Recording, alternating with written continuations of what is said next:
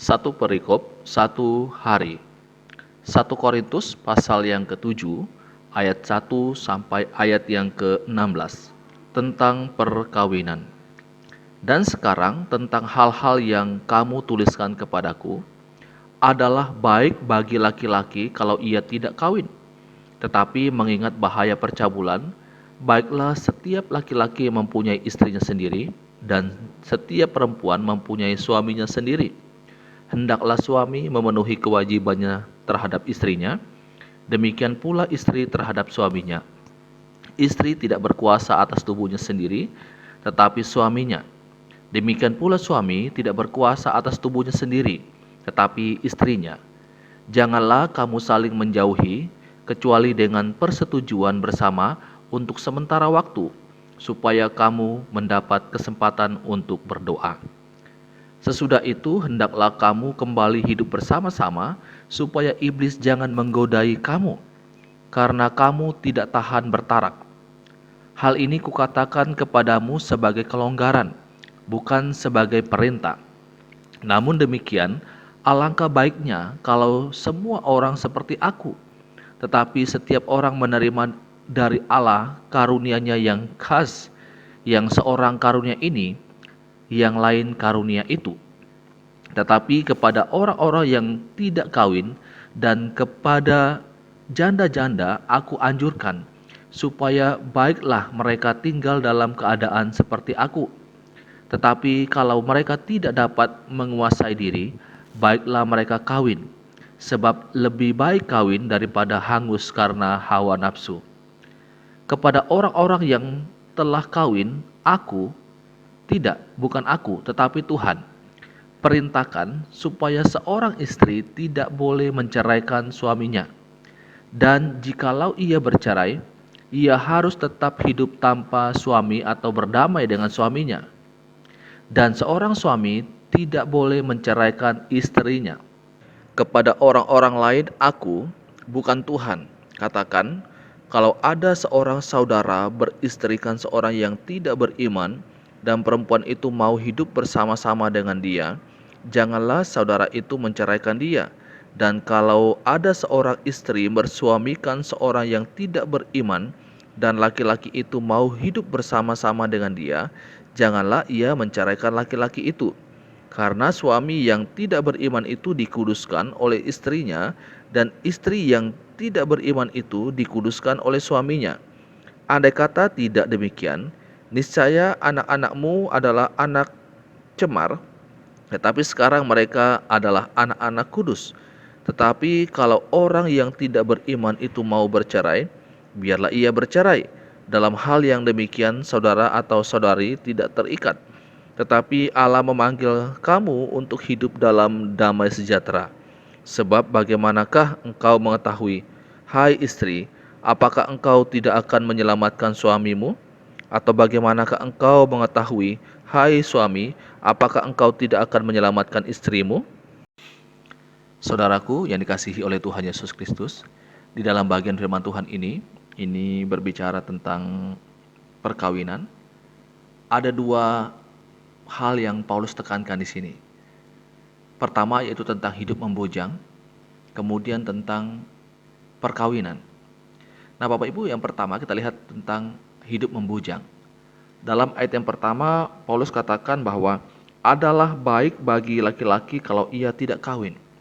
Nah, kalau kita baca sepintas, seakan-akan tidak menikah itu akan lebih baik dari orang yang menikah.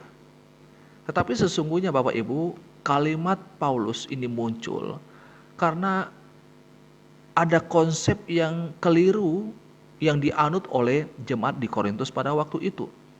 Jemaat di Korintus terjebak dalam satu spiritual yang salah. Mereka menjauhi segala bentuk keinginan tubuh atau seks, karena mereka beranggapan orang yang bisa menjauhkan diri dari segala keinginan itu adalah orang yang tingkat rohaninya lebih tinggi. Sehingga mereka melarang suami istri untuk melakukan hubungan seks. Mereka memaksa orang untuk tidak menikah. Dan juga mereka memerintahkan orang Kristen untuk menceraikan pasangannya yang tidak beriman. Nah, ini adalah satu konsep mereka yang keliru. Dengan konsep seperti ini, maka Paulus memberikan pemahaman yang benar kepada mereka bahwa hidup membujang, tidak menikah, itu berarti tidak lebih baik dari orang yang menikah. Tetapi Bapak Ibu, tidak menikah pun itu bukanlah satu aib. Jadi Paulus melihat ini secara berimbang di dalam bagian firman Tuhan ini. Ia memberitahukan bahwa orang yang tidak menikah tidak lebih suci dan tidak lebih baik daripada orang yang menikah. Tetapi Bapak Ibu Saudara, kalau demikian, kalau kita perhatikan dalam ayat yang ketujuh, Paulus katakan, alangkah baiknya kalau semua orang seperti aku. Nah, apa maksud Paulus ketika dia berkata seperti ini? Ketika Paulus mengatakan seperti ini dia bukan menekankan soal rohaninya atau tidak rohaninya.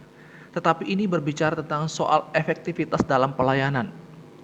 Ada orang-orang tertentu yang memilih untuk tidak menikah supaya mereka bisa lebih fokus dalam melayani Tuhan. Bapak Ibu Saudara, ini hal yang pertama yang Paulus sampaikan. Dia meluruskan pandangan orang-orang atau jemaat yang ada di Korintus tentang orang yang hidup membujang. Nah, Bapak Ibu Saudara, kesalahan yang dilakukan oleh jemaat di Korintus ini ternyata terulang kembali sepanjang sejarah gereja.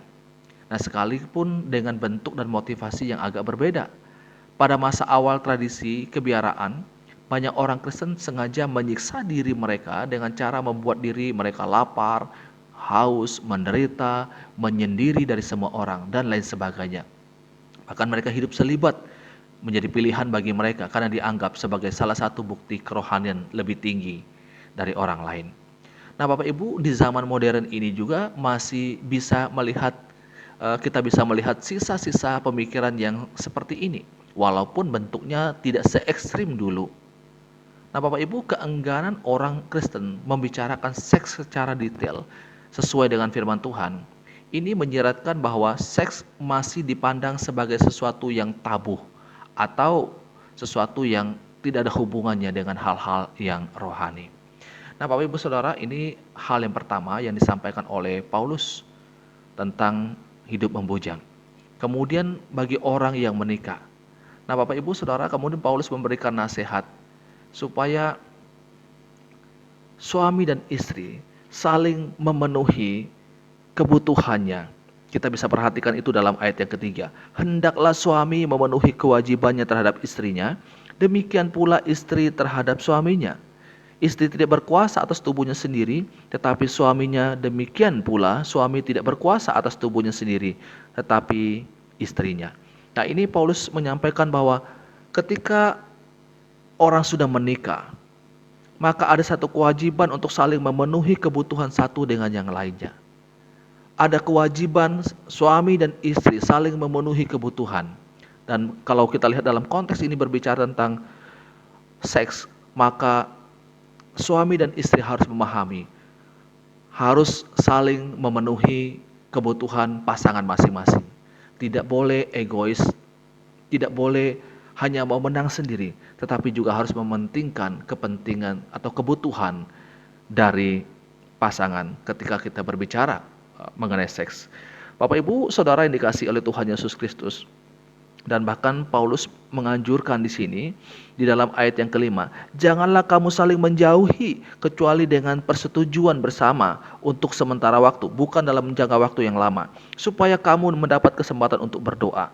Sesudah itu hendaklah kamu kembali hidup bersama-sama, supaya iblis jangan menggodai kamu, karena kamu tidak tahan bertarak. Nah, Bapak Ibu Saudara, ini perlu menjadi perhatian bagi suami dan istri. Bagi kita yang sudah menikah, perlu menjadi satu awasan bagi kita, supaya jangan sampai ada kesempatan oleh iblis untuk menggoda kita agar kita jatuh di dalam dosa seks. Sehingga dalam hal ini suami dan istri harus saling menjaga, harus saling menopang, sehingga pasangan tidak akan terjebak dalam dosa-dosa perzinahan. Meskipun seks itu bukan satu-satunya kebutuhan dalam pernikahan, tetapi seringkali seks menjadi masalah dalam rumah tangga. Sehingga perlu sekali bagi kita memperhatikan akan hal ini. Bapak Ibu Saudara, Ini pembacaan firman Tuhan, renungan untuk kita saat ini. Tuhan Yesus memberkati kita selalu. Amin.